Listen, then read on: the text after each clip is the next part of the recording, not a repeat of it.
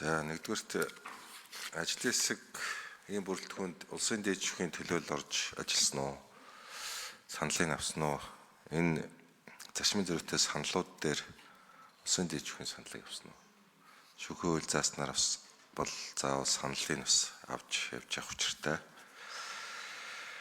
За тэр дотор ажлын дэд хэсгийн хүрээнд прокурор болон мөрдөх өмгөөллийн байгууллагын хүрээнд зарчмын саналын ойлголцол хүрч чадаагүй саналын зөрүүтэй ийм байр суурьуд энэ нэгдүгээр зүйлтэй холбоотой байгаа юу гэдгийг прокурор хууль зүйн яам өмгөөллийн байгууллага болон мөрдөх байгууллагын төлөөллөөс асууж байна. За 3 дугаарт ажлын хэсгээс суусан нэгдүгээр зүйлд байгаа.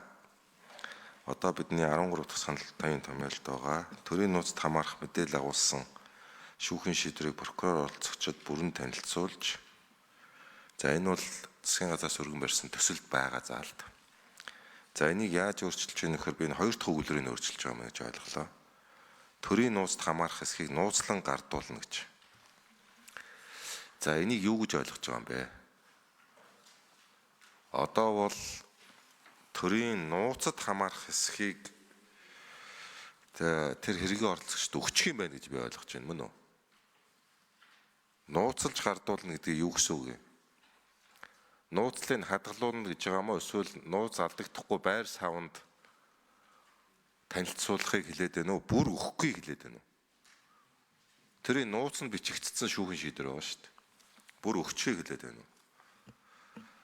За 10 жилийн өмнө шиг санаж байна. Манай нэг засгийн газрын гишүүн төрийн маш нууцын зэрэгтэй шүүхийн шийдвэрийг шууд нэвтрүүлэгт оролцох үеэрээ гаргажижсэн. За тэр дотор нь манай тагнуулын байгууллагын нууц ажилтны нэр бичигдсэн харагдажсэн. Тэр шүүхийн шийдвэр дотор манай одоо тагнуулын байгууллагын маш нууц ажилтны нэрийг гаргах зээл болгоцсон. Улмаар тэр ажилтны амнаас эрүүл мэнд ар гэрийн байдал онц аюултай эрсдэлд орж исэн асуудал гарч ирсэн. Тэгэхээр энэ шүүхийн шийдвэрийн нууцлан гардуулан өгнө гэдгийг юу гэж ойлгож байгаа юм бэ? Тэрийг бүр мөсөн өгөөд тэр шүүхийн шийдвэрээ аваад гэртээ хадгалаад байхыг хэлээд байгаа мó? Буцааж өгөхийг хэлээд байгаа мó танилцчаад? Энийг яг юу гэж ойлгож ажлын хэсэг оруулж ирж байгаа юм бэ гэсэн асуулт. За ажлын хэсгээс сайн зэрэг гишүүний микрофон өгөөе. За инквайри гишүүний одоо хоёр асуултанд би хариулъя. Нэгдүгээр улсын дээд шүүхээс бас засгийн газраас өргөн барих шатандаа бол бас тодорхой саналуудыг авч хууль зүйн дотоод хэргийн яам дээр байдаг байнгын ажлын хэсгээр хилцүүлсэн гэж одоо бас ойлгож байгаа. Мөн бас бид нэр хууль зүйн байнгын орон дээр байгуулагдсан ажлын хэсгийн хүрээндээ улсын дээд шүүхийн төлөөллийг бас албан ёсоор одоо харилцаж бичиг явуулж яг албан ёсны нэрийг авч бас оролцуулж бас энэ тодорхой саналуудад дээр бас санал байр суурьуудыг сонссон гэдэг зүйлийг бас танд хэлье.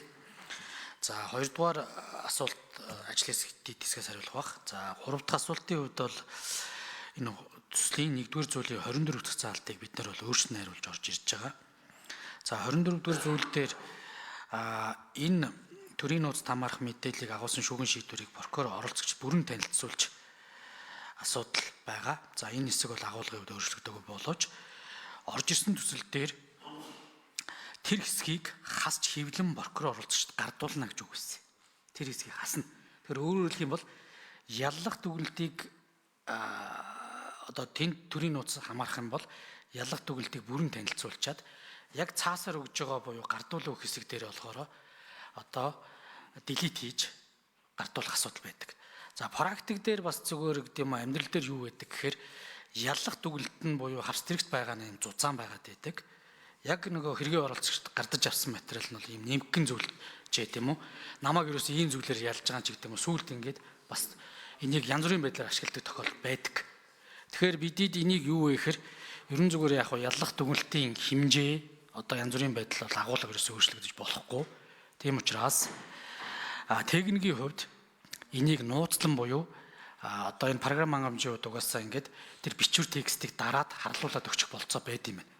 Тэгэхээр үндсэндээ яг ямар хэрэгт яллаж энэ яллах дүгнэлтийг өгсөн тэрний үндэслүүд мэдээж бүрэн танилцуулгаасаа гадна тэр өгж байгаа тэр яллах дүгнэлтийн тоо хуудасны хэмжээ ерөөсө зөрөхгүй л гэсэн юм бас давхар агуулгаар бас өгж байгаа. Тэрнээс биш яг таны хэлж байгаа шиг төрийн нууцыг одоо хатгалаараа ч гэх юм шүү төрийн нууцыг өгчөж байгаа зүйл бол байхгүй.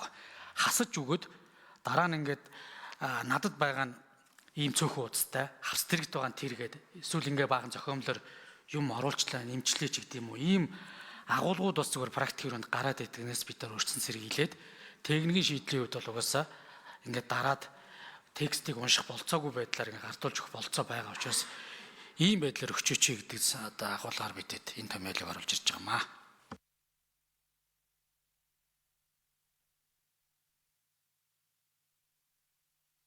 За ажлын хэсгээс 2 дугаар асуулт байсан баг та. 2 дугаар микрофоныг өгье.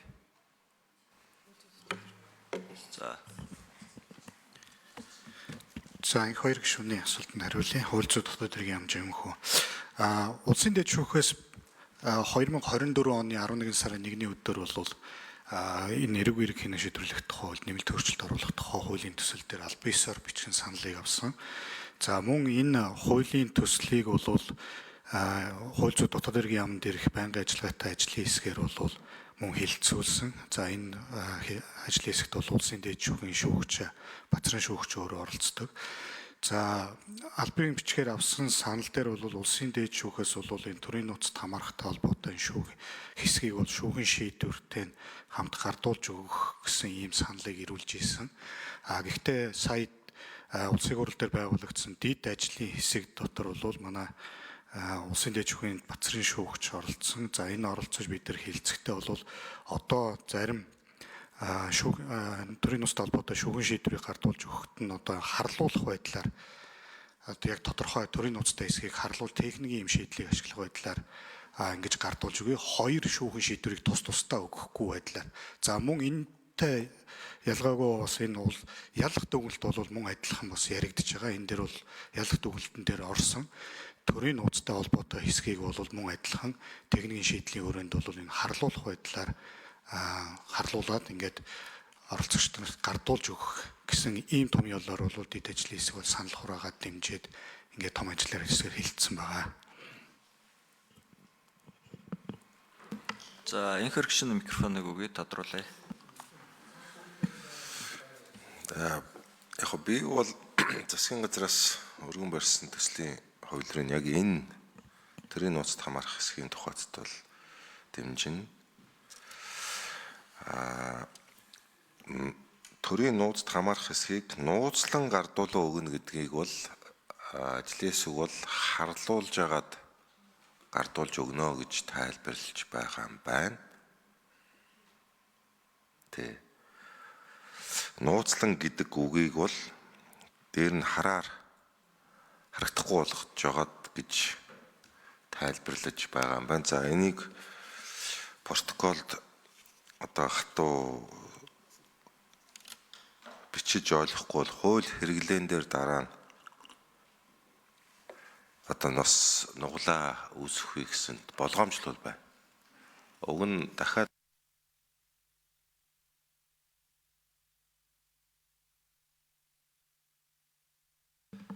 ажлын хэсэг сайн зэрэг гишүүний микрофоныг өгье.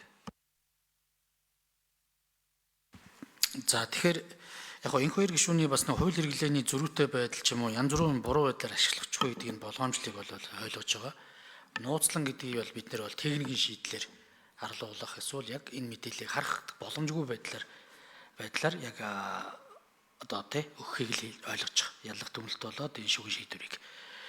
Энэ байдал бол яг зөвхөн би нэг түрүү үр дагавар нь бол хэлсэн. Зарим зүйлүүд бол намайг ийм ялах дүгнэлтээр байгаагүй зүйлүүдийг тусгад дараа нь орж ирсэн ч гэдэг юм уу. Ингээд энэ бас хэрэгэн шийдвэр ажиллагаанд бас за магадгүй шүүх за энэ шудраг осны бас итгэх гэдэг юм уу. Энэ хэрэгэн шийдвэр ажиллагаанд бас итгэх энэ итгэлийг бас үгүй хийж байгаа юм шиг. Үнэхээр яг бодит байдал дээр зөрүүтэй юмуд харагдаад байдаг. Тоо ширхэн зөрөөд байдаг байдлаас л бид нэр ангижирж энэ техникийн шийдлээрээ энэ асуудлыг өгчээ. Тэгээ протоколын хувьд яг энэ хоёр гишүүн таны хэлж байгаагаар бидэд бас ойлгож явах ёстой гэдэг зүйлийг бас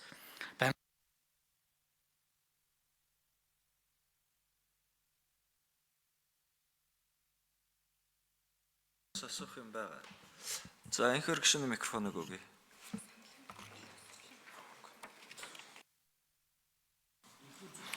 За яг ер нь бол хууль зүйн байнгын ороод эрүүгийн болон эрүүгийн процессын хуулийн ийм хэмжээний том өөрчлөлтийн асуудлаар ядаж нэг дотроо бүгдийг нь оролцуулж байгаад нэг хилцүүл хийцэн бол их зүгээр байсан. Өөрөөр хэлбэл улсын дээчүүх, прокурор, өмгөөлөгч, мөрдөгч гэсэн байгууллагуудаас гишүүдч хөлөөтэй асуултаа асуугаад танин мэдхүү асуултаа үг нэр томьёоны ойлголтоо авч жагаад их хурл руу оруулбал уг нь их зүгээр байгаа юм. Би одоо энэ эрүүгийн процессын хуулийн өөрчлөлтийн талаар манай байнгын орооны гишүүд уншаад их ойлгоод ярьж байгаа гэд би итгэхгүй байна. Тэгээ энэ дээр алдаа гарвал айгүй эрсдэлтэй байдаг. Хөвөлцөх хугацаан дээр юу боллоо одоо ганц үг өөрчлөлт.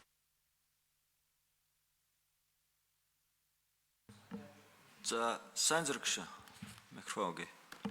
За яг одоо бидэд бас холбогдох дэгийн үеийн дагуу уг хууль дээр гишүүдийгээ бас чөлөөтэй оролцох байдалтай хууль зүйн байнгын орооноос стейкхолдер байгуул буюу ашиг сонирхол гэдэг юм уу энийг хэрэгжүүлэх байгууллагууд энэ бүгдийг оролцуулаад байнгын ороо хилцүүлэх хийсэн.